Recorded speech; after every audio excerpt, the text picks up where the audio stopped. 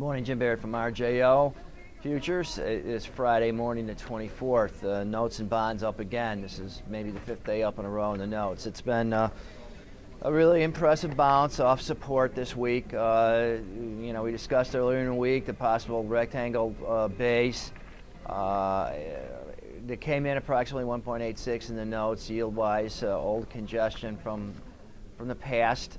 We've moved significantly off that. We're trading around 167, 168, I think. That's a pretty big move. Obviously, it coincided with a pullback in the equities finally. I can't remember, was it maybe Tuesday or earlier in the week anyway? The S&P's made a new high for the year and then pulled back. We got a hook reversal that's followed through.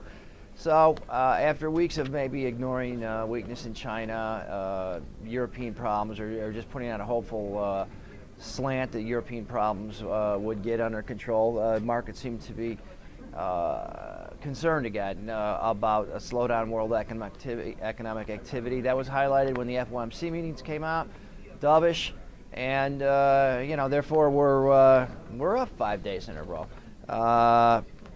Maybe a little tough to break through this 164 in the 10-year notes, so we stall out a little bit. S&Ps are also stalled out a little bit.